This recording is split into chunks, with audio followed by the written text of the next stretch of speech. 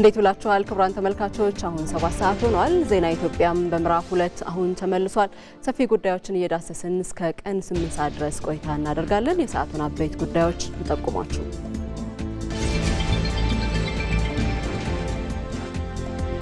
ለ39ኛው የአፍሪካ ህብረት የመሪዎች ጉባኤ መሪዎች አዲስ አበባ እየገቡ ነው። የተባበሩት መንግስታት ድርጅት ዋና ጸሐፊ አንቶኒዮ ጉተሬዝን ጨምሮ ትላንት ምሽቱን የተለያዩ መሪዎች አዲስ አበባ ገብተዋል።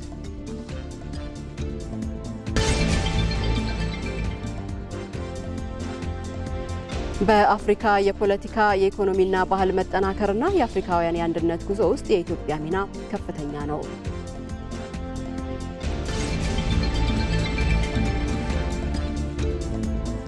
የጣሊያን አፍሪካ ጉባኤ በትብብር መስራትን መርህ በማድረጉ ለአፍሪካ ሉዓላዊነት ክብር ያለው አጋርነትን ለማጠናከር ያስችላል ተባለ።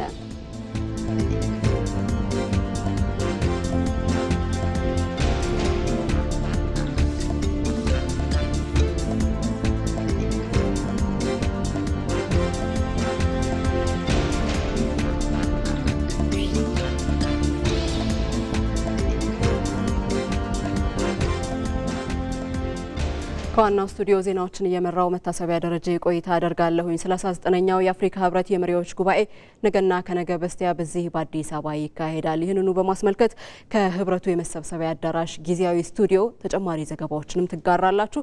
በዚያ ደግሞ ባልደረባችን ብሩክ ተስፋዬ ይገኛል። ከሱ ጋርም ወደ በኋላ ላይ እንገናኛለን። ዜና ኢትዮጵያ ይቀጥላል። አብራችሁን ሁኑ። ተፈጥሮ ተኩላ የደመቀችበት በእንጦጦ ተራሮች ላይ ቆመን የወደፊቱን ብርሃን የምንቀበልበት ንጋት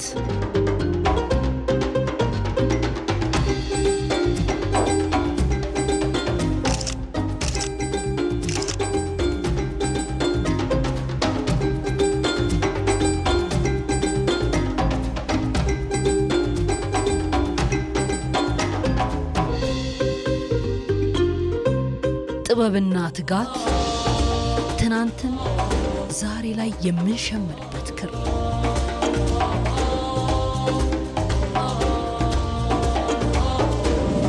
ከባህል ወደ ዘመናዊነት አዲስ አበባ ፊቷን ወደ ፊት አዙራለች። ዛሬ ሰላምና ደህንነትን ማስጠበቅ ከዚህ ለውጥ ጋር እየዘመነ ነው። እዚህ ሰላም ትንፋሽ አለው። ከተማዋ ከተፈጥሮ ጋር እርቃ ወርዳለች። አረንጓዴ ነፍስንም ዘርታለች። አፍሪካውያን ወንድምና እህቶቻችን እንኳን ወደ ውቧ እንግዳ ተቀባይ መዲናችሁ በደህና መጣችሁ።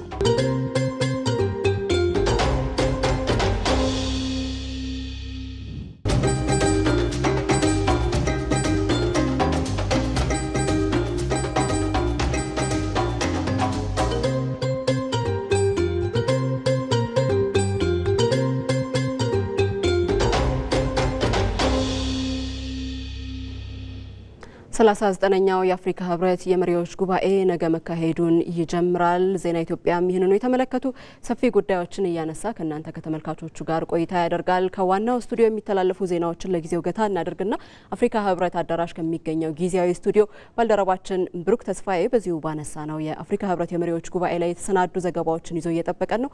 ከሱ ጋር ቆይታ እናድርግ።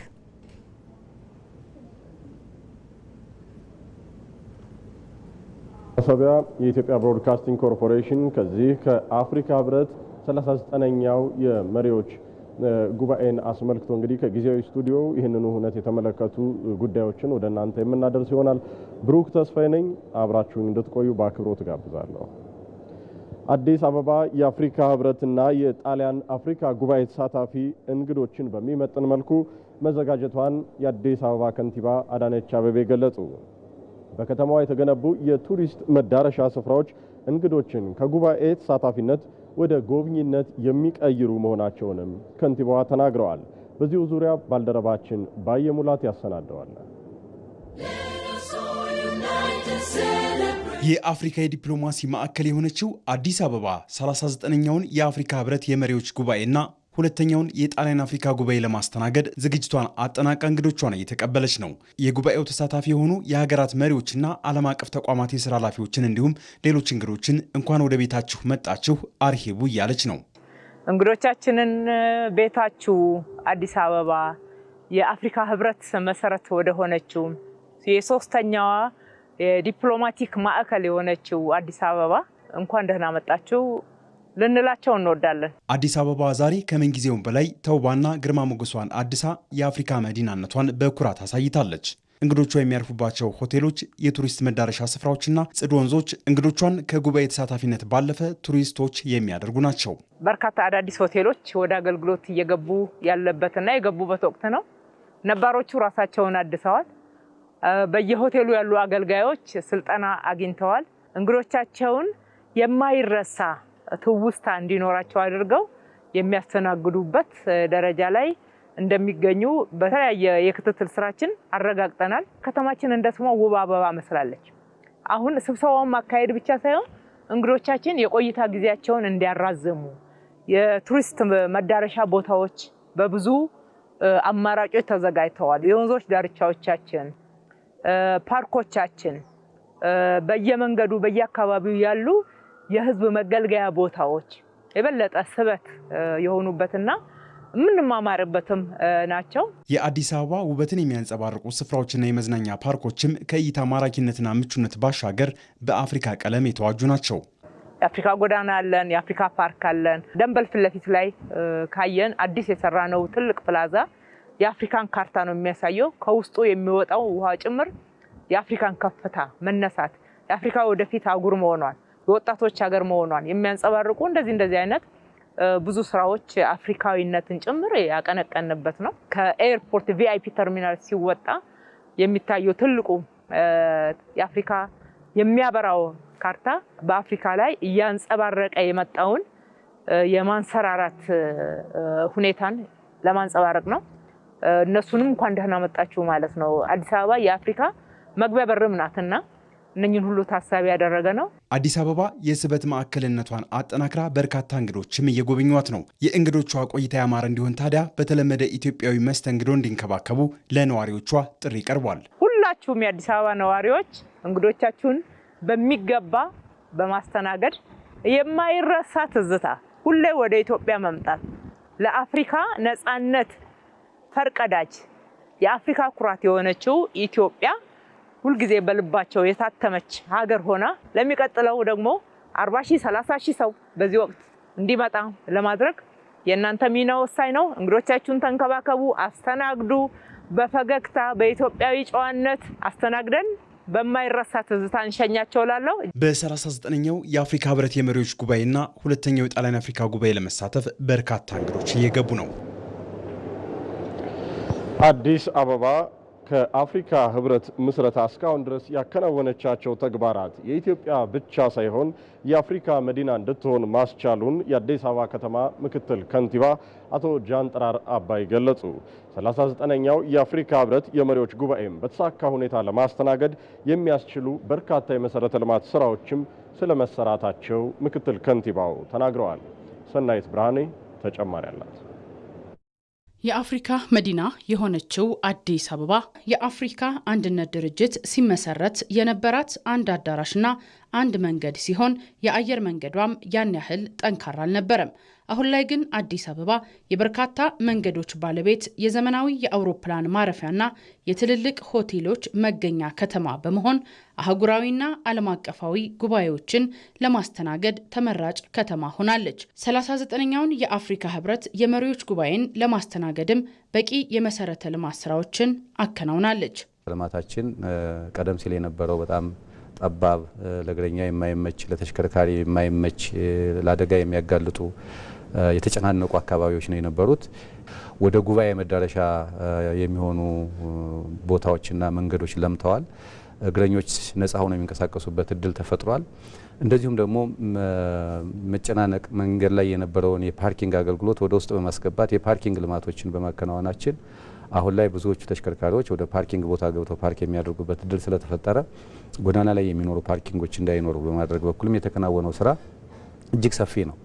በዚህም አሁን ከኢትዮጵያ ኤርፖርት ወደ ቤተ መንግስት ብቻ ሳይሆን የአማራጭ አክሰሶች የተፈጠሩበት ሁኔታ ተፈጥሯል። የምንጠቀምበት አንድ መንገድ ብቻ የነበረው ዛሬ በተለያዩ አማራጮች ወደ ትልልቅ አዳራሾችና ኮንቬንሽን ሴንተር፣ ወደ አድዋ አደባባይ፣ ወደ አፍሪካ ህብረት እና ትልልቅ የህዝብ መሰብሰቢያ የጋዘሪንግ ስፔስ በምንላቸው ቦታዎች ሁሉ ለመድረስ የሚያስችሉ የመሰረተ ልማት ስራዎች ከሙሉ ንጽህናና ተጨማሪ ፋሲሊቲዎች ጋር የለሙበት ሁኔታ እንመለከታለን። አዲስ አበባ የዲፕሎማቲክ መዳረሻ ከሆኑት 3 ከተሞች ተርታም ትሰለፋለች። ለዚህ ደግሞ የአፍሪካ አንድነት ድርጅት ከተመሰረተበት ከ1963 ጀምሮ እስካሁን የሰራቻቸው ስራዎች ለመዲናነቷ ምስክር ናቸው። መጥተው የእውነተኛ የጥቁሮች ድልን የሚመለከቱበት የሚያዩበት ትልቅ መታሰቢያ ተሰርቷል። ይሄ መታሰቢያ መሰራቱ አንዱ የአፍሪካ መዲናነትን ለማሳየት የሚያስችል የአድዋን ቪክትሪ የአድዋን ድል የአፍሪካውያን ድል የጥቁር ህዝቦች ድል መሆኑን ለማሳየት የሚያስችል ምቹ አጋጣሚ ተፈጥሯል። አዲስ ኢንተርናሽናል ኮንቬንሽን ሴንተር በቅርቡ ነው አልምተን ወደ ለዓለም ህዝብ ክፍት ያደረግ ነው። ይሄ በመከናወኑ ከአፍሪካ 39ኛው የአፍሪካ ህብረት ጉባኤ ጎን ለጎን የአፍሪካና ጣሊያን ትብብር መድረክም የሚከናወንበት ጊዜ ላይ ነው የምንገኘው። ይሄ የሆነው ይሄ ብቻ አይደለም። አዲስ አበባ ለአፍሪካውያኖች ጌትዌይ ነው ተብሎ የሚወሰደው። ይሄ የሆነበት ምክንያት የምትገኝበት ሎኬሽን ብቻ ሳይሆን አየር መንገዳችን በራሱ ለአፍሪካውያኖች ከሌላው ዓለም ጋር ኮኔክት የሚያደርግ ግዙፍ የአየር መንገድ ያላት ሀገር ናት። አዲስ አበባ 39ኛውን የአፍሪካ ህብረት የመሪዎች ጉባኤን ለመሳተፍ የሚመጡ በርካታ እንግዶችን እየተቀበለች ትገኛለች። ለ39ኛው የአፍሪካ ህብረት የመሪዎች ጉባኤ የተለያዩ ሀገራት መሪዎች አዲስ አበባ እየገቡ ነው። የተባበሩት መንግስታት ድርጅት ዋና ጸሐፊ አንቶኒዮ ጉቴሬዝን ጨምሮ ምሽቱንም የተለያዩ መሪዎች አዲስ አበባ ገብተዋል። የተባበሩት መንግስታት ድርጅት ዋና ጸሐፊ አንቶኒዮ ጉቴሬዝ በ39ኛው የአፍሪካ ህብረት የመሪዎች ጉባኤ ለመሳተፍ ቦሌ ዓለም አቀፍ አውሮፕላን ማረፊያ ሲደርሱ የፕላንና ልማት ሚኒስትር ዶክተር ፍጹም አሰፋ አቀባበል አድርገውላቸዋል። የሞዛምቢክ ፕሬዚደንት ዳንኤል ቻፖ፣ የላይቤሪያ ፕሬዚደንት ጆሴፍ ቦአካይ፣ የናሚቢያ ፕሬዚደንት ኒቶምቦ ናንዲ ዴትዋህ እንዲሁም የማዕከላዊ አፍሪካ ሪፐብሊክ ፕሬዚደንት ፋውስቲን ቱዋዴራ በ39ኛው የአፍሪካ ህብረት የመሪዎች ጉባኤ ለመሳተፍ አዲስ አበባ ገብተዋል። በተጨማሪም የካሜሮን ጠቅላይ ሚኒስትር ጆሴፍ ዲዮን ጉቴ፣ የሳኦቶሜና ፕሪንሲፔ ጠቅላይ ሚኒስትር አሜሪኮ ራሞስ፣ የሲልሼልስ ሪፐብሊክ ምክትል ፕሬዚደንት ሰባስቲያን ፒሌ በጉባኤው ለመሳተፍ አዲስ አበባ የገቡ መሪዎች ናቸው። አዲስ አበባ ሲደርሱም የተለያዩ የመንግስት የሥራ ኃላፊዎች አቀባበል አድርገውላቸዋል። የዘንድሮው 39ኛው የአፍሪካ ህብረት የመሪዎች ጉባኤ ዘላቂ የውሃ አቅርቦትና ደህንነቱ የተጠበቀ የንጽህና አጠባበቅ ስርዓትን ማረጋገጥ ለአጀንዳ 2063 በሚል መሪ ሀሳብ የሚካሄድ ነው።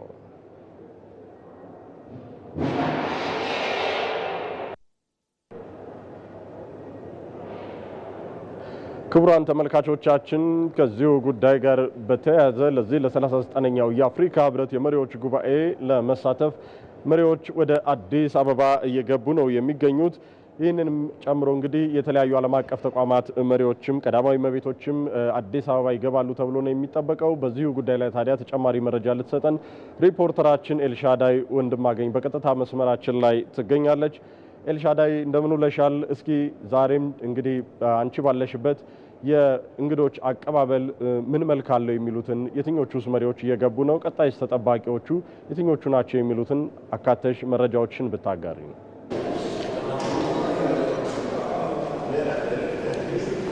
አመሰግናለሁ ብሩክ። እንግዲህ ለ39ኛው የአፍሪካ ህብረት የመሪዎች ጉባኤና ለ48ኛው የስራ አስፈጻሚዎች መደበኛ ስብሰባ እንግዲህ እንደሚታወቀው ከማክሰኛው ጀምሮ የውጭ ጉዳይ ሚኒስትሮች መግባታቸው ይታወቃል። ከትላንት ማለዳ ጀምሮ እስከ እኩለ ሌሊት 6 ሰዓት ድረስ የተለያዩ የአፍሪካ ሀገራት መሪዎችን ጨምሮ እንዲሁም ጥሪ የተደረገላቸው እንግዶች ወደ አዲስ አበባ ቦሌ ዓለም አቀፍ አውሮፕላን ማረፊያ ሲደርሱ ከፍተኛ የመንግስት ኃላፊዎች በኢትዮጵያዊ ጨዋነት ደማቅ አቀባበል አድርገውላቸዋል። እንግዲህ ከነዚህ ውስጥ በተለይ የአፍሪካ የልማት ባንክ ፕሬዚደንት እንዲሁም ደግሞ የተባበሩት መንግስታት ድርጅት ዋና ጸሐፊ አንቶኒዮ ጉተሬዝ እንግሊዝን ጨምሮ የተለያዩ ሀገራት መሪዎች አዲስ አበባ መግባታቸው ይታወቃል። በትላንትናው ዕለት እንኳን እስከ እኩለ ሌሊት 6 ሰዓት ያሉ የተለያዩ የአፍሪካ ሀገራት መሪዎች ከ20 በላይ የሚሆኑ መሪዎች ናቸው አዲስ አበባ ቦሌ ዓለም አቀፍ አውሮፕላን የደረሱት። ዛሬም እንግዲህ አንተ በመግቢያ ቀደም ብለህ እንደገለጽከው ብሩክ ዛሬም ከእኩለ ቀን 8 ሰዓት ጀምሮ የተለያዩ ሀገራት የአፍሪካ መሪዎች እንደሚገቡ መረጃዎች ይጠቁማሉ። ከአምናው ጋር እንኳን ስናነጻጽር አምና በተለይም ደግሞ የአፍሪካ ህብረትን ጉባኤ ለመካፈል የተለያዩ እንግዶች አዲስ አበባ መግባታቸው ይታወቃል። ቁጥራቸውን እንኳን ብናነሳ ወደ 12000 የሚሆኑ እንግዶች ናቸው እዚህ አዲስ አበባ የገቡት። ዘንድሮ ደግሞ ከአምናው በተለየና ቁጥራቸውን ከፍ በማድረግ ወደ 20000 የሚደርሱ እንግዶች ይህንን የህብረቱን ጉባኤ ለመሳተፍ እንደሚመጡ እንግዲህ የውጭ ጉዳይ ሚኒስቴር መረጃ ያመላክታል። አሁን ላይ እንግዲህ አዲስ አበባ ኢትዮጵያ በተለይ የተሰሩ ያሉት በርካታ የልማት ስራዎች እንዳሉ ሁላችንም የምንረዳው ነው። ኢትዮጵያ አዲስ አበባ እንግዲህ ሶስተኛዋ የዲፕሎማቲክ መቀመጫ ሀገር ወይም ደግሞ ከተማ እንደመሆኗ መጠን አዲስ አበባን የሚመጥኑ በርካታ የልማት ስራዎች የተሰሩ ይገኛሉ። አዲስ አበባ ስሟን የሚመጥን ውብና ማራኪ የሆኑ ቦታዎችን እንግዲህ ሰርታ እንዲሁም ደግሞ ለአፍሪካ መሪዎች አሁን ላይ በግላጭ የሚታዩ ነገሮች ናቸው። እንግዲህ የህብረቱ መቀመጫ እንደመሆኗ መጠን አፍሪካ የተለያዩ የልማት ስራዎች ስትሰራ መቆየቷ ይታወቃልና ላለፉት ጊዜያቶች ቀጣይነት ያላቸው ትልልቅ ስራዎች መሰራታቸውን ሁላችንም የምንገነዘብ ይሆናል። አሁን ላይ በተለይ 39ኛው የአፍሪካ ህብረት የመሪዎች ጉባኤ ጎን ለጎን በተለይ የኢትዮጵያን ገጽታ ጉልህ አድርጎ የሚያሳዩ በርካታ ስራዎች እንደተከወኑ የህብረቱ መሪዎችም ደግሞ ከህብረቱ ጉባኤ ጎን ለጎን ደግሞ አዲስ አበባ ላይ ያሉ የልማት ስራዎችን እንደሚመለከቱ ይጠበቃል። አሁን እስካለንበት ድረስ እንግዲህ አሁን የቀጣይ ሰዓታት ከ8 ሰዓት በኋላ እስከ እኩለ ሌሊት 8 እስከ እኩለ ሌሊት 6 ሰዓት አካባቢ ድረስ ነገ የሚጀመረውን የ39ኛውን የአፍሪካ ህብረት የመሪዎች ጉባኤ ለመካፈል እንግዲህ የተለያዩ ሀገራት መሪዎች እንዲሁም ደግሞ ጥሪ የተደረገላቸው እንግዶች እንደሚመጡ መረጃዎች ይጠቁማሉ። በዚህም ደግሞ በተለይ በአዲስ አበባ ቦሌ ዓለም አቀፍ አውሮፕላን ማረፊያ ሲደርሱ የተለያዩ የመንግስት ኃላፊዎች ደማቅ አቀባበል ይደረግላቸዋል። ሁላችንም ኢትዮጵያውያኖች ጨዋነት የተሞላው ትልቅ አቀባበል እንደሚደረግ ይታወቃል። በተለይ ለዚህ ለህብረቱ ጉባኤ እንግዲህ የሁሉም ቅንጅትና ጥምረት እንደሚያስፈልግ በተደጋጋሚ ይገለጻል። ከዚህ ከኢትዮጵያ አየር መንገድ ጀምሮ ኢትዮጵያ አየር መንገድ እንግዲህ የአፍሪካ ተምሳሌት የአፍሪካ ኩራት የኢትዮጵያ ምልክት ነውና እንግዶች ሲመጡ የአቀባበል ስነ ስርዓቱን በተለየ መንገድ እንግዶች ኢትዮጵያ ላይ የሚኖራቸውን ቆይታ የትውስታ ጊዜያቸውን ሁሉ እንዲያደርጉ ብዙ ነገሮች የተከወኑ ይገኛሉ። እኛም እንግዲህ የኢትዮጵያ ቴሌቪዥን በቀጥታ ስርጭት የተለያዩ እንግዶች እዚህ ቦሌ ዓለም አቀፍ አውሮፕላን ማረፊያ ሲደርሱ ያለውን አቀባበል ወደ እናንተ እናደርሳለን። ከዚህም በኋላ በርከት ያሉ እንግዶች ወደ አዲስ አበባ ይገባሉ ተብሎ ይጠበቃል። አሁን ያለኝ መረጃ ብሩክ ይህን ይመስላል። አመሰግናለሁ። ኤልሻዳይ ለመረጃዎችሽ አመሰግናለሁኝ። ባለሽበት መልካም ጊዜ ይሆነልሽ። አፍሪካውያን በጋራ ቆመው ችግራቸውን ለመፍታትና ጠንካራ አህጉርን ለመፍጠር ህብረት ያስፈልጋቸው ነበር። በቀኝ ገዢዎች አቅምን የማዳከም ሰብአዊነትን የመገርሰስ ጥፋት ቢሰራባቸውም አንድነታቸውን መርጠው በጋራ የሚመክሩበት በአንድ ድምጽም የሚያስተጋቡበት የአፍሪካ አንድነት ድርጅት ተመሰረተ። በኋላም አህጉሪቱን በፖለቲካና የኢኮኖሚ ባህሉን ለማጠናከር ስያሜውን ወደ አፍሪካ ህብረት ቀየረ። ግብሩም በዛው ልክ ከፍ አለ። በዚህ የአፍሪካውያን የአንድነት ጉዞ ውስጥ የኢትዮጵያ ሚና ምን ነበር የሚለውን ባልደረባችን መቅደላዊት ደረጀ በተከታዩ ጥንቅሯ ታስቃኘናለች።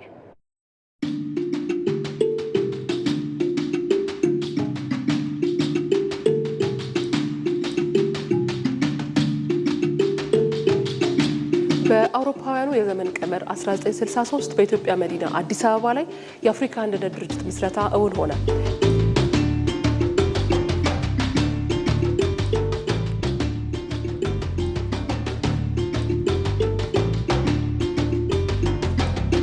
ኢትዮጵያ በወቅቱ ከቅኝ ግዛት ነፃ የሆኑ 32 የአፍሪካ ሀገራትን በአንድ ድርጅት ጥላ ስር እንዲሰባሰቡ በማድረግ ትልቅ ሚና ተጫውታለች። ለመሆኑ የዚያን ጊዜው የአፍሪካ አንድነት ድርጅት የዛሬው አፍሪካ ህብረት ምስረታ ላይ የኢትዮጵያ ድርሻ ምን መልክ አለው? እንመለከተዋለን። የካቲት 23 ቀን 1888 ዓ.ም ኢትዮጵያውያን አድዋ ላይ የፈጸሙት ተአምር የጥቁር ህዝቦችን አልገዛም ባይነት የታሪክ ምዕራፍ የከፈተ ሆነ። የአድዋ ድል ዜና በዓለም ሲሰማ ጥቁሮች ቅኝ ገዢዎቻቸውን የማሸነፍ ወኔን ሰነቁ። ጣሊያን ኢትዮጵያን ዳግም ለመውረር የሞከረች ቢሆንም የኢትዮጵያ አርበኞች በዱር በገደሉ ባደረጉት ተጋድሎ ኢትዮጵያን ቅኝ መግዛት ህልሟ በድጋሚ ከሸፈ። የአፍሪካ ሀገራትም ተራ በተራ ነጮችን ድል እየነሱ ነፃነታቸውን ማረጋገጥ ጀመሩ። ይህ እውን መሆን የቻለው ደግሞ ኢትዮጵያውያን በአድዋ በሰሩት ታሪክ ቀያሪ ጀብዱ ነው።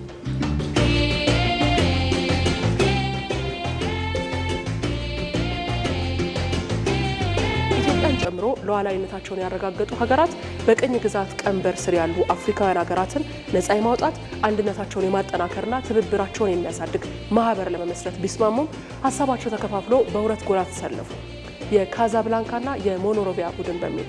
ታዲያ የጊዜው የኢትዮጵያ ንጉሠ ነገሥት ቀዳማዊ አፄ ኃይለ ሥላሴና የውጭ ጉዳይ ሚኒስትር የነበሩት አቶ ከተማ ይፍሩ ባደረጉት ጥረት በተቃርኖ ውስጥ የነበሩ ሀገራት በአዲስ አበባ ላይ ለመገናኘት ተስማሙ። የአፍሪካ አንድነት ድርጅት ምስረታ እውን የሆነበት የድርጅቱ ውል ወይም ቻርተር የተፈረመበት የመጀመሪያው ታሪካዊ ጉባኤ በአዲስ አበባ ተካሄደ።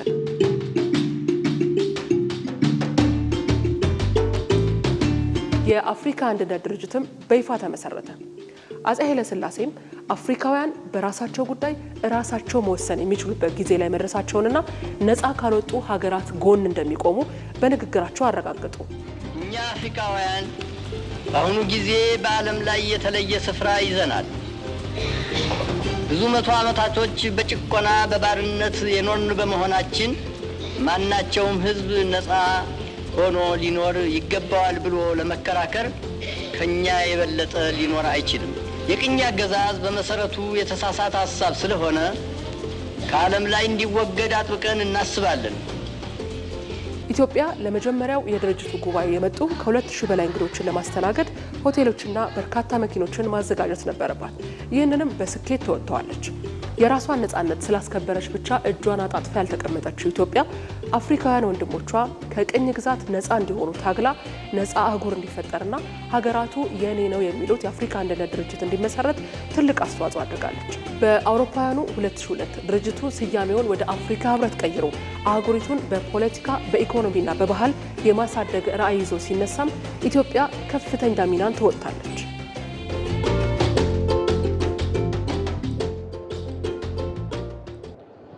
በአፍሪካ የፖለቲካ ለመረጋጋት ተከታታይ ግጭቶችና የአየር ንብረት ቀውስ አህጉሪቱ ከፈተናዎቿ እንዳትሻገርና ሀብቷንም እንዳትጠቀም አድርጓታል።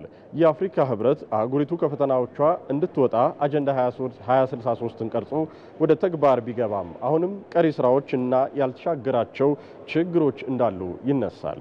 የአፍሪካ ፈተናዎችና ችግሮቿ እንዲሁም ደግሞ መፍትሄዎቹስ እንዴት ያሉ ናቸው የሚለውን ነጻነት ፍቅሩ በተከታዩ ዘገባዋ ታስመለክተናለች።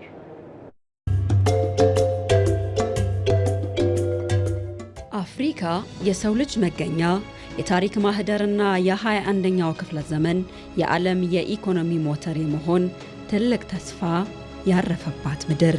እቺ አህጉር ከትላንት ጠባሳዎቿ ከአዳዲስ ፈተናዎቿ ለመውጣት እየታገለች ትገኛለች። ዛሬም በአህጉሪቱ ላይ የፖለቲካ ምስቅልቅል ደመና አንዣቧል። ለመሆኑ የአፍሪካ ፈተናዎቿ፣ ተስፋዎቿ ምንድን ናቸው? ይህንን እናነሳለን። ባለፉት ጥቂት ዓመታት በተለይም በሳህል ቀጠና ማሊ፣ ቡርኪና ፋሶ፣ ኒጀር የታዩት ተከታታይ መፈንቅለ መንግስታት የአህጉሪቱን የዲሞክራሲ ጉዞ ወደ ኋላ እየመለሱት ይገኛሉ። የህግ የበላይነት መጥፋት፣ የሽብር ቡድኖች መስፋፋት፣ የመልካም አስተዳደር እጦት ለዜጎች መፈናቀልና ለጸጥታ መደፍረስ ዋነኛ ምክንያቶች እየሆኑ መጥተዋል። ይህ ብቻ አይደለም። የዓለም አቀፍ ገበያ መዋዠቅ፣ የዋጋ ግሽበትና የውጭ ዕዳ ጫና የብዙ አፍሪካ ሀገራትን ኢኮኖሚ አንቆ ይዟል። እየናረ የመጣው የወጣቶች ስራ አጥነት፣ የህዝባዊ አመጽ ለስደት ምንጭ እየሆኑ መጥተዋል። የመሰረተ ልማት እጥረቱም አህጉራዊ የንግድ ትስስሩ እንዳይጠናከር ትልቅ ጋሬጣ መሆኑን ቀጥሏል።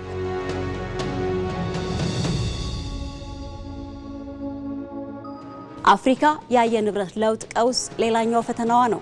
ምንም እንኳን አፍሪካ ለዓለም ሙቀት መጨመር የምታበረክተው አስተዋጽኦ ከ4 በመቶ በታች ቢሆንም የችግሩ ቀጥተኛ ሰለባና ቀዳሚዋ አህጉር ናት። ተደጋጋሚ ድርቅ፣ የጎርፍ አደጋና የበረሃማነት መስፋፋት ደግሞ በግብርናው ዘርፍ ላይ ከፍተኛ ጉዳት እያደረሰ ሲሆን ይህም ለምግብ ዋስትና እጦትና ለውስጥ መፈናቀል ምክንያት ሆኗል። ምግብ ዋስትናችን ላይ ችግር እየተፈጠረ ነው። በተለያዩ ቦታዎች ላይ በጣም የምንጠቀማቸው በጣም በርካታ ነገሮች አሉ። ተፈጥሯዊ ነገር ስለደከመብን ማለት ነው። መፍትሄውስ የሚለው ደግሞ ሌላኛው ጥያቄ ነው። እዚህ ጋር የአፍሪካ ህብረት ሚና ይነሳል። የአፍሪካ ህብረት እነዚህን ችግሮች ለመፍታት አጀንዳ 2063 የተሰኘ የረጅም ጊዜ እቅድ ቢኖረውም አሁንም ግን ተጨባጭ እርምጃዎች ይወስድ ዘንድ ወቅቱ የሚጠይቀው አማራጭ ሳይሆን ግድ የሚልበት ወቅት ላይ ስለመሆኑም ይነሳል።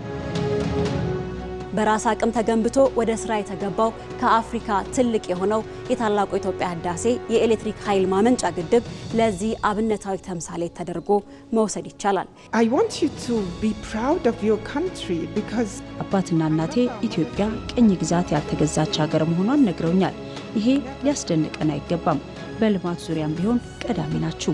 በራሳችሁ አቅም ታላቁን የኢትዮጵያ ህዳሴ ግድብንም ገንብታችሁ ጨርሳችኋል። So it does not surprise us that you are also leaders in development. ኢትዮጵያ ባለፉት 7 ዓመታት የተከለችው በቢሊዮን የሚቆጠሩ ችግኝ ተከላ መርሃ ግብር በተለይም የአረንጓዴ ኢኮኖሚን ግንባታ አህጉሪቱ ወደ ዘላቂ ልማት የሚያንደረድራት ኢኒሼቲቮች ስለመሆናቸው በዋናነት የሚጠቀስ ነው። የአፈር መሸርሸር መቀነስ፣ የደን ሽፋን ማደግ፣ የደን መራቆት ምጣኔ መቀነስ፣ የዝናብ መጠን ማደግ፣ የምግብ ማምረት አቅማችን መሻሻል በአፍሪካ ታላቁ ፕራክቲካሊ ለውጥ ያመጣ ስራ ተደርጎ ሊወሰድ ይችላል። አፍሪካ ዓለም አቀፍ የውሳኔ ሰጭነት መድረኮች እንደ ተባበሩት መንግስታት የጸጥታው ምክር ቤት ቋሚ ወንበር እንዲኖራት ዲፕሎማሲያዊ ትግሉን ማፋጠን ተገቢነቱን ከፍ የሚያደርገው እንደ ኢትዮጵያ ያሉ ሀገራት የጠየቁት የተሰሚነት ድምጽ ቅቡልነት ያገኝ ዘንድ ደግሞ አፍሪካውያን በአንድ ሊቆሙ ይገባል የሚለው በተደጋጋሚ የሚነሳ ነው። Made sure that we draw one lesson from the Adwa battle. እርግጠኛ እንሁን ከአድዋ የድል ታሪክ የምንወስደው ትምህርት አለ። በወቅቱ ከነበሩ ጀግኖች አንድነትና ህብረት ለድል አድራጊነት ወሳኝ መሆኑን ኢትዮጵያውያን ዘር፣ ሃይማኖት፣ ብሔር ሳይለያቸው ሀገራቸውን ለድል አብቅተዋል። To win, you have to be united. የአፍሪካ ጉዞ በአሁኑ ወቅት በፈተናዎች የተከበበ ቢሆንም አህጉሪቱ ያላት የተፈጥሮ ሀብትና የሰው ኃይል ግን ተገቢውን አመራር ካገኘ ወደ ብልጽግና መሸጋገሯ አይቀሬ ነው። የአፍሪካ ህብረትና የክልላዊ የኢኮኖሚ ማህበረሰቦች ከቃላት ባለፈ ወደ ተግባራዊ ትብብር መግባት ይጠበቅባቸዋል።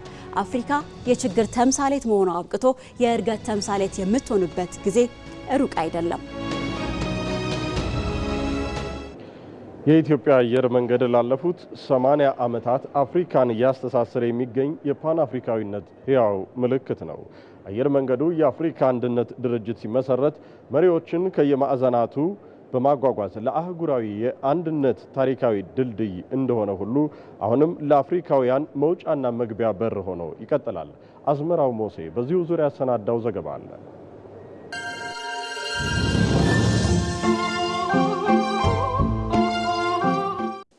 ጤና ይስጥልኝ። ዛሬ በልዩ ዘገባችን የምንመለከተው የአፍሪካን ሰማይ ብቻ ሳይሆን የአፍሪካውያን ስነልቦና ስለቀየረው ተቋም ነው፣ የኢትዮጵያ አየር መንገድ።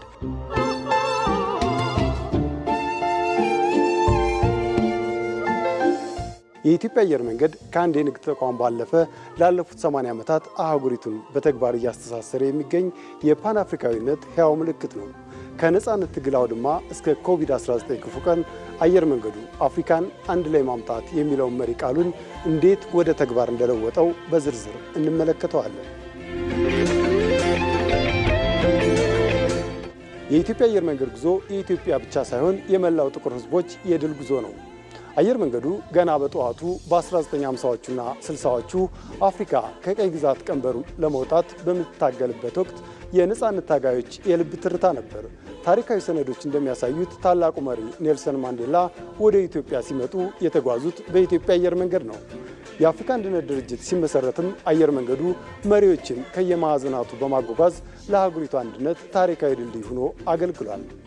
ይህ አህጉራዊ አጋርነት በቅርብ ጊዜ በተከሰተው የኮቪድ-19 ወረርሽኝ ወቅት ዳግም በደመቀ መልክ ታይቷል።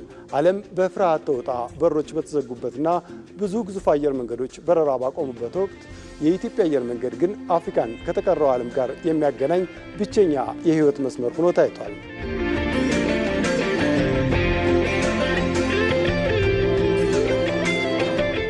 አየር መንገዱ የመንገደኞች አውሮፕላኖችን በፍጥነት ወደ ጭነት አገልግሎት በመቀየር ለቢሊዮን አፍሪካውያን የሚሆኑ የሕክምና ቁሳቁሶችን፣ የአፍ መሸፈኛዎችንና ክትባቶችን በማጓጓዝ አህጉሪቱን ከክፉ እልቂት ታድጓል።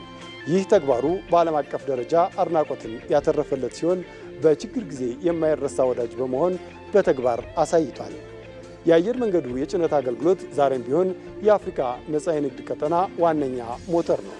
የአህጉሪቱ ምርቶች ወደ ዓለም አቀፍ ገበያ በማውጣትና የንግድ ልውውጦችን በማቀላጠፍ ረገድ ወደር የለውም። በተለይም የአፍሪካ ህብረት ስብሰባዎች በአዲስ አበባ በሚካሄዱበት ወቅት አየር መንገዱ እንደ ይፋ አጓጓዥ በመሆን ለዲፕሎማቶች የሚሰጠው ልዩ መስተንግዶ አዲስ አበባን የአፍሪካ የዲፕሎማሲ መዲናነቷን እንድታጠናክር አድርጓታል። በቴክኖሎጂው ዘርፍም አየር መንገዱ የአፍሪካን ገጽታ የቀየረ እርምጃ መውሰዱን ቀጥሏል። እንደ ቦይንግ 787 ድሪም ላይነር እና ኤርባስ ኤ350 ያሉ እጅግ ዘመናዊ አውሮፕላኖችን ከዓለም ግዙፍ አየር መንገዶች እኩል አንዳንዴም ቀድሞ ወደ አህጉሪቱ በማስገባት አፍሪካ ያረጁ ቴክኖሎጂዎች መጣያ ናት የሚለውን አመለካከት ሰብሮታል። አየር መንገዱ ብቻ ልደግ ሳይል በቶጎ በማላዊና በዛምቢያ ያቋቋማቸው የጋራ አጋርነቶች በየዓመቱ በአቪዬሽን አካዳሚው የሚያሰለጥናቸው በመቶዎች የሚቆጠሩ አፍሪካውያን ወጣቶች የፓን አፍሪካዊነት ራዕይ ፍሬዎች ናቸው።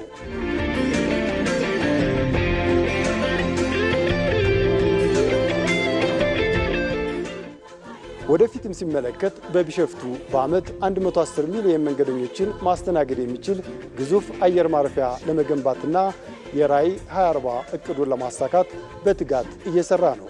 በዚህም የአፍሪካ አቪዬሽን ዘርፍ ሌላ ከፍታ ላይ ይቀመጣል። እናም የኢትዮጵያ አየር መንገድ ከአዲስ አበባ እስከ ዳካር፣ ከካይሮ እስከ ኬፕታውን ድረስ አፍሪካን በማቀራረብ ረገድ የፓን አፍሪካዊነት ትልቁ የስኬት ታሪክ ሆኖ ቀጥሏል። አየር መንገዱ ኢትዮጵያዊ በስም አፍሪካዊ በተግባር እንደሆነ ብዙ አፍሪካውያን ሕያው ምስክሮች ናቸው። በአጠቃላይ የኢትዮጵያ አየር መንገድ አፍሪካን በማገናኘት የሌሎች አፍሪካውያንን አየር መንገዶች በማጎልበት የሀገሪቱን ወጣቶች በማሰልጠንና ከአፍሪካ ሕብረት ጋር በመተባበር ፓን አፍሪካኒዝምን ከፍ አድርጓል። ከዚህ አኳያ አየር መንገዱ የአፍሪካ አንድነትና ብልጽግና ራዕይ ተግባራዊ መገለጫ ነው ማለት ይቻላል።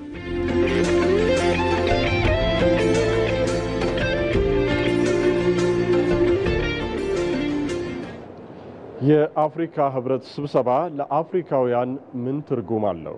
ከትምህርት ጥራት ማሻሻያ እስከ የፖል ካጋሜ የሪፎርም ጉዞ ሕብረቱ የአፍሪካ ችግሮችን በአፍሪካውያን ይፈቱ በሚለው መርህ ስር አህጉሪቱን ወደ አዲስ ምዕራፍ እየመራት ስለመሆኑ የሚጠቁሙ ስኬቶችና ፈተናዎችን ከተከታዩ የወይንሸት ደጀኔ ጥንቅር እንከታተል። በየዓመቱ በዚህ ወቅት የአዲስ አበባ ጎዳናዎች መሪዎችን ባጀቡ ተሽከርካሪዎች የሳይረን ድምጽ ይሞላሉ። ለመሆኑ እነዚህ መሪዎች ተሰብስበው የሚያደርጉት ውይይት መድረሻው ምንድነው የሚለውን ያስባሉ? ዛሬ ከዲፕሎማሲያዊ ደረቅ ቋንቋ ወጣ ብለን የሕብረቱን አጀንዳዎችና በስተጀርባ ያሉት ቁልፍ ጉዳዮች ምንድናቸው የሚለውን እንቃኝ።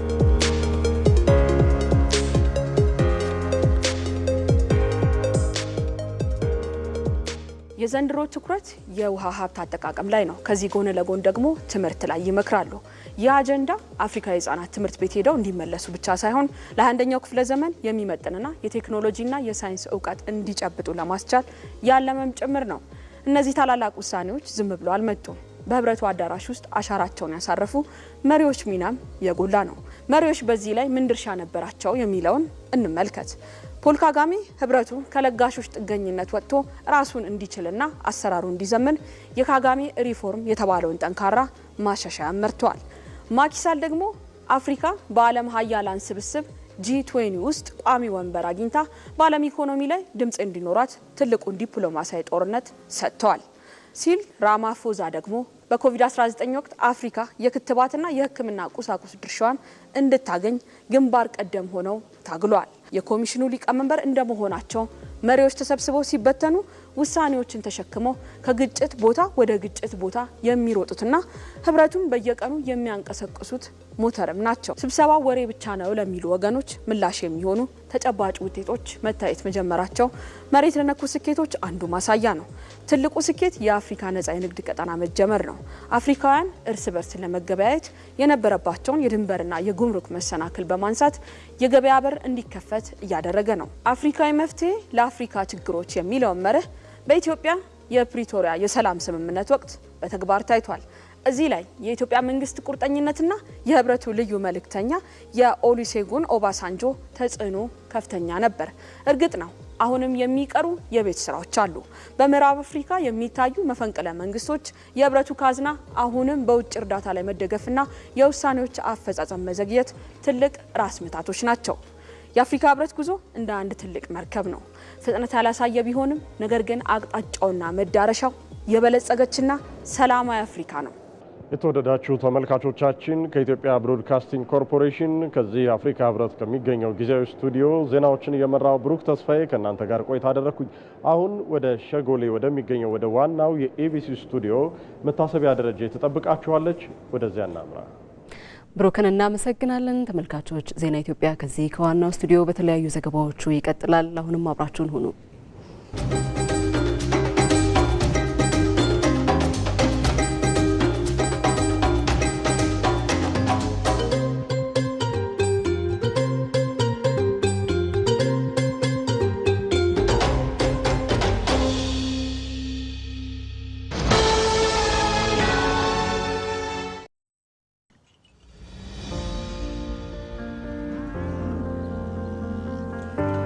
እንዴት ዋላችሁ? መስገን ምን ነው ቀዘቀዝ? ትንሽ አዝመራ ዘር አነሳለብኝና ምን እናግዝ ታዲያ? እኔም ማርሽ የምመልሰው የእህል ዘር ብድር ባገኝ ብዬ ስንከራተት ነው ያልኩኝ። እስከ መቼ የእህል ዘር በብድር ይሞላል ብለን? ምን ላርግ ታዲያ?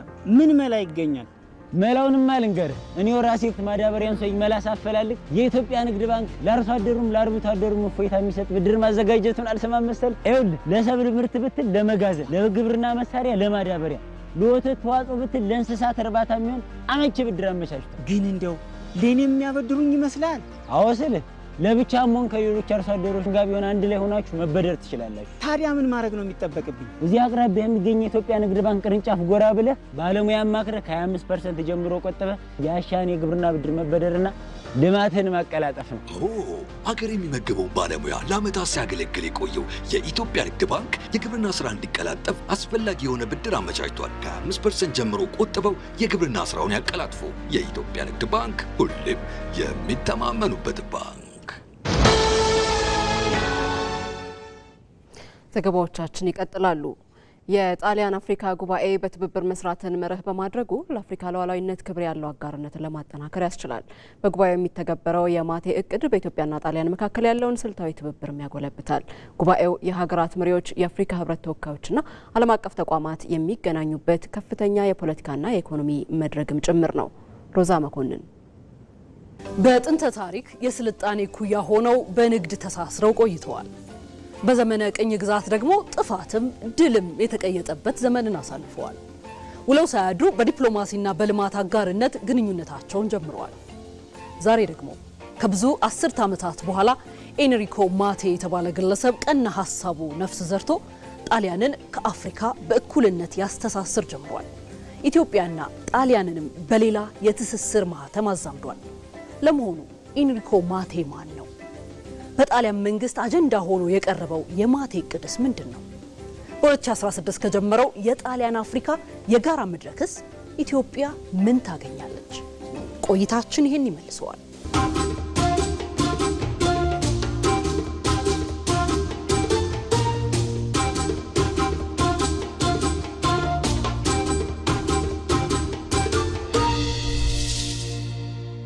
የጣሊያንና የአፍሪካ ግንኙነት ከሺህ ዓመታት በፊት በሮማውያን ዘመን ይጀምራል። ግንኙነቱ በታሪክ በጂኦግራፊ ቅርበትና በኢኮኖሚ የተሳሰረ ነበር። በዘመኑ የንግድ የባህልና የሃይማኖት ልውውጦችም በስፋት ተደርገዋል።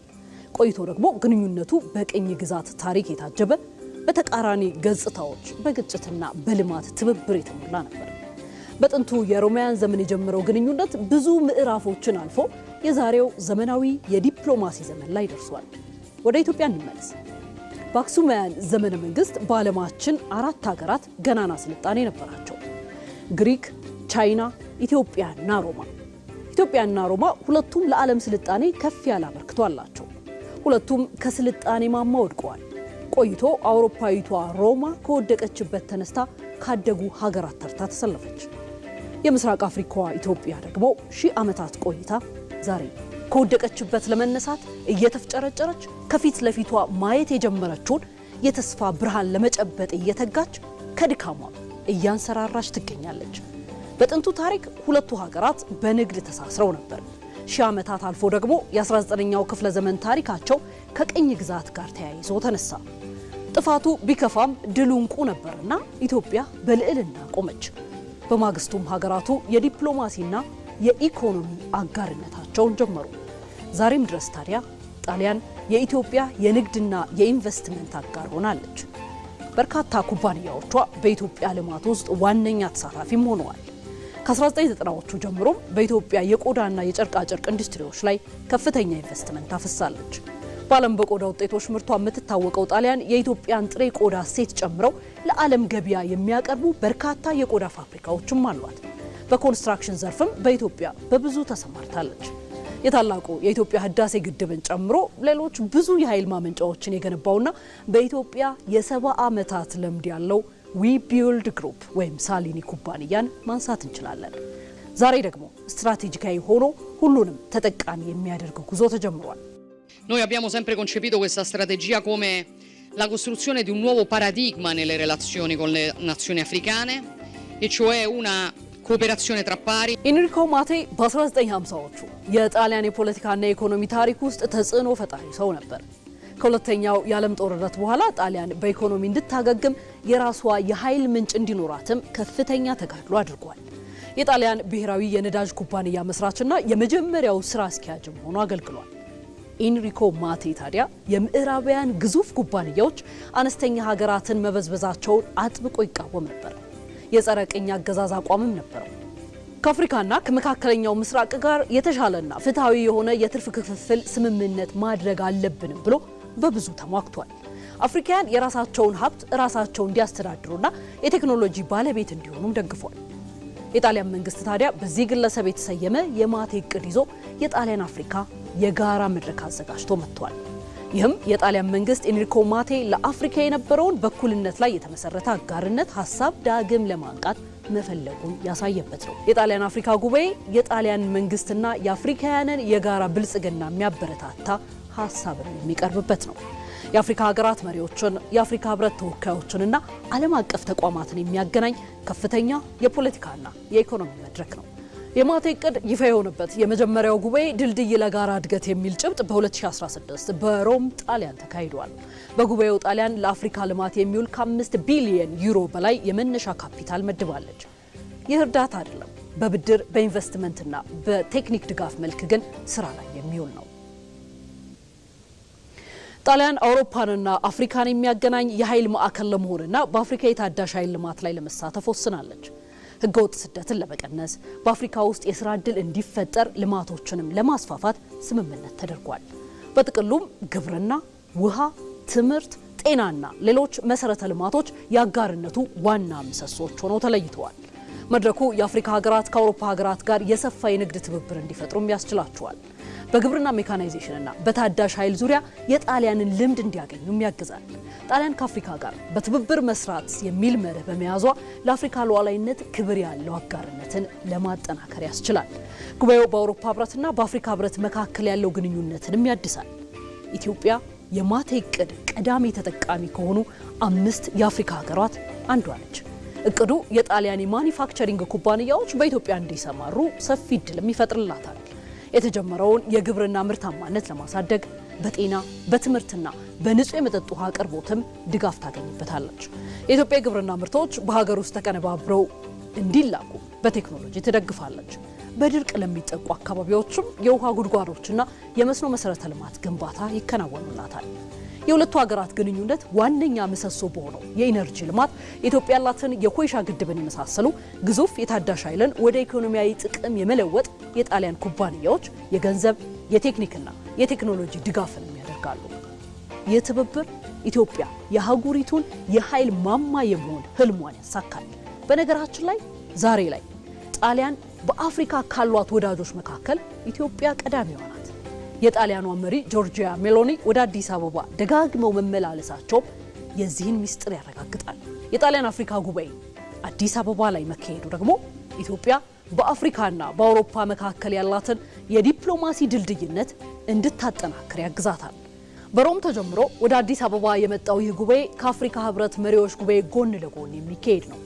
ይህ አዲስ አበባ የዲፕሎማሲ ማዕከልነቷን እንድታስመሰክር የጣሊያን መንግስት ግዙፍ ኩባንያዎችና ባለሀብቶች በኢትዮጵያ የልማት ፕሮጀክቶች ለመሳተፍና ለመደገፍ ያላቸውን ፍላጎት ለማሳካት የኢንቨስትመንት አማራጮችን ለማየት ከኢትዮጵያን ባለሀብቶች ጋር ለመወያየትና የኢንዱስትሪ ፓርኮችን በቅርበት እንዲያገኙም እድል የሚሰጥ ነው። በሺዎች የሚቆጠሩ ጉባኤተኞችም ለሀገሪቱ የቱሪዝምና የሆቴል ዘርፍ የጣሊያንና አፍሪካ ግንኙነት ዛሬ ወደ ላቀ አጋርነትና የጋራ እድገት ግንኙነት ተሸጋግሯል። ጣሊያን ዛሬ አፍሪካን እርዳታ ተቀባይ አህጉር አድርጋ አታያትም። ለአውሮፓ ኢኮኖሚ አስፈላጊ የሆነች ኃይልና የንግድ አጋር አድርጋ እንጂ። ጉባኤው ለኢትዮጵያና ለአፍሪካ አዲስ ምዕራፍን ከፍቷል። የማቴ እቅድ በኢትዮጵያና ጣሊያን መካከል ያለውን ስልታዊ ትብብር የሚያጠናክር ታሪካዊና አስተማማኝ አጋር ሆነው እንዲቀጥሉም በብርቱ የሚያግዝ ነው። ተመልካቾች ዜና ኢትዮጵያን እየተከታተላችሁ ትገኛላችሁ። 39ኛው የአፍሪካ ህብረት የመሪዎች ጉባኤ ላይ ለመሳተፍ የተለያዩ ሀገራት አመራሮችና የተቋማት ተወካዮች አዲስ አበባ እየገቡ ነው የሚገኙት። የሶማሊያው ፕሬዝዳንት ሀሰን ሼክ መሐመድን ጨምሮ የተለያዩ የአፍሪካ ሀገራት መሪዎች በአሁኑ ሰዓት አዲስ አበባ ተገኝተዋል። ከፍተኛ የመንግስት የስራ ኃላፊዎችም አቀባበል እያደረጉላቸው ይገኛል። ይህንኑ አቀባበል እንከታተል።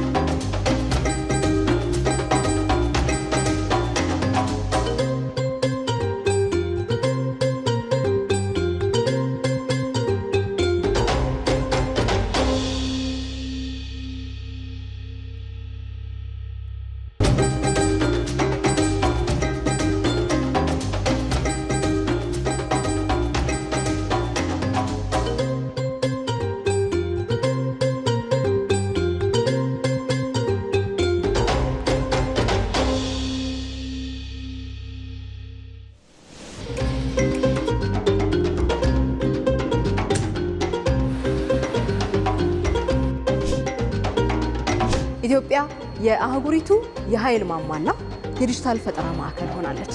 በብርሃን ብቻ አይደለም፣ በአርቲፊሻል ኢንቴሊጀንስ ነገ በአፍሪካ ለሚገነባው የብልጽግና ጉዞም ግንባር ቀደም ማሳያ ሆናለች።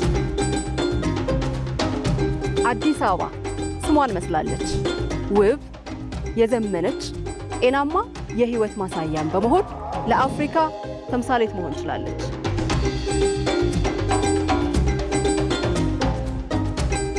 አዲስ አበባ የአፍሪካውያን መሰብሰቢያ ብቻ አይደለችም። የነፃነት፣ የፈጠራ እንዲሁም ደግሞ የጋራ መኖሪያ ቤትን ጭምር ናት።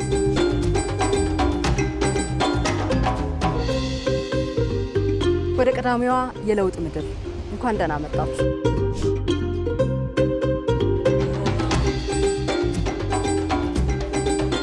In this new era, we cannot speak in fragments. We must speak as one.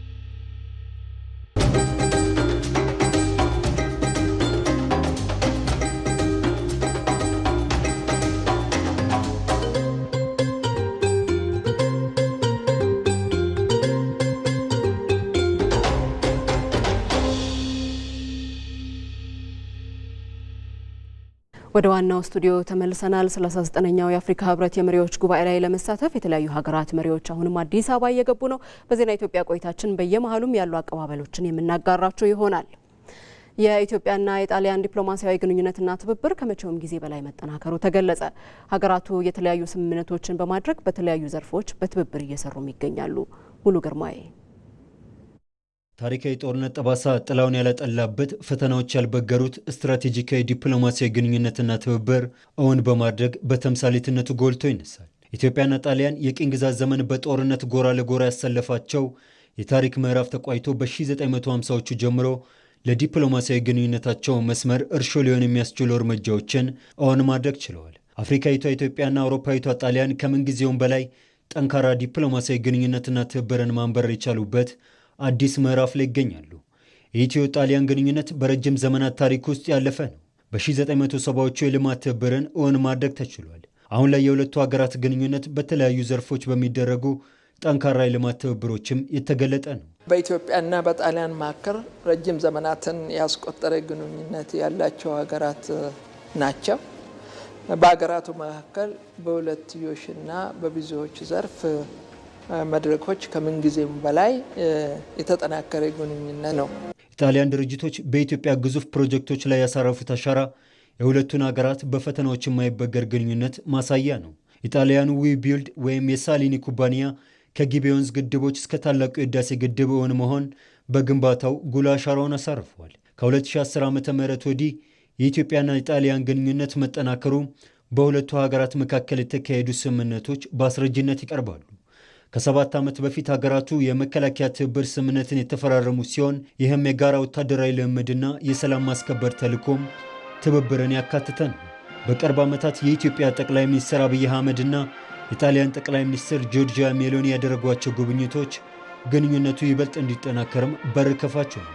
የጣሊያን ጠቅላይ ሚኒስትር እስከ ጅማ የዘለቀው ጉብኝታቸውም በሁለቱ ሀገራት መካከል ያለውን አጋርነት አጉልቶ ያሳየ ነው። ሀገራቱ መሪዎች ጉብኝታቸውም በኢትዮጵያና በጣሊያን መካከል የሁለትዮሽ ግንኙነትን በማጠናከር ለአዲስ ኢንቨስትመንትና ኢኮኖሚ ትብብር እድሎችን መፍጠርም ያለመ ነበር። ጠቅላይ ሚኒስትር አብይ አህመድ በ2015 ዓ.ም ጣሊያንን በጎበኙበት ወቅትም የ180 ሚሊዮን ዩሮ የድጋፍ ስምምነትም ተፈርሟል። ገንዘቡም የኢኮኖሚ እድገትን ለማፋጠን እንዲሁም የሥራ ዕድል ፈጠራ፣ ጤና፣ ትምህርትና ውሃ የመሳሰሉ መሰረታዊ አገልግሎቶችን ለማሻሻል ያለመም ነበር። ይሄ የሚያሳየን በጣም የዲፕሎማሲያችን ግንኙነት እየላቀ መምጣቱንና በተለይ በመሪ ደረጃ የሚደረጉት ጥረቶች ለዲፕሎማሲያችን ፍሬ እያፈሩ መሆኑ ነው። በ2016 ዓ.ም የኢትዮጵያ የመጀመሪያዋ ፀሐይ የተሰኘችው አውሮፕላንም ከጣሊያን ወደ ኢትዮጵያ መመለሷም የሀገራቱን ጠንካራ ዲፕሎማሲያዊ ግንኙነት ገጽታ የሚያሳየ ነው። በፋሽስት ወረራ ወቅትም ወደ ሮም ተወስዶ የነበረው አክሱም ሐውልት ከ20 ዓመታት በፊት ወደ ኢትዮጵያ እንዲመለስና በስፍራው እንዲቆም የተደረገበት ሂደትም ለሁለቱ ሀገራት ግንኙነት ትልቅ የታሪክ ምዕራፍ ሆኖም ተመዝግቧል። በ2017 ዓ.ም በሀገራቱ ትብብር በአዲስ አበባ የተካሄደው ሁለተኛው የተባበሩት መንግስታት የሥርዓተ ምግብ ጉባኤ የዲፕሎማሲውን ከፍታ ያሳየ ክስተት ነው። ጣሊያን ለኢትዮጵያ ከአውሮፓ ቀዳሚ የንግድ አጋር ከሆኑ ሀገራት መካከል ተጠቃሽ ናት። በየዓመቱም በከፍተኛ ፍጥነት የንግድ ግንኙነቱ እያደገ መሆኑም መረጃዎች ያሳያሉ። በአፍሪካ ቀንድና በምስራቅ አፍሪካ ሰላም እንዲሰፍን ሀገራቱ በአጋርነት ቆመዋል። ይህ ጣሊያን ህገወጥ ስደትን ለመቀነስና በቀጣናው መረጋጋት እንዲፈጠር ለኢትዮጵያ ሚናም እውቅና የቸረ ጉዳይ ነው። ጣሊያን ከሞላ ጎደል እስካሁን ባለው በዓለም አቀፍ ስርዓቱ ላይም ስታይ ለኢትዮጵያ የተሻለ የፖሊሲ እይታ ያላቸው ናቸው። በተሻለ መጠን በትብብርና በገለልተኝነት ከኛ ጋር መስራት የሚፈልጉ ናቸው። ብዙም ኢትዮጵያ ላይ ጫና ሲፈጥሩ ምናምን የምታይበት እድል የለም እና ያ ዝም ብለው መገለጫዎቹ ናቸው። የመሪዎች ግንኙነት በመሪ ደረጃ የሚደረግ ግንኙነት አለ፣ የህዝብ ለህዝብ ግንኙነት አለ፣ የዲፕሎማሲ ትሩፋትም ተብሎ ሊወሰድ ይችላል። ጣሊያን በተለያየ መንገድ ላይ እንጌጅ ታደርጋለች።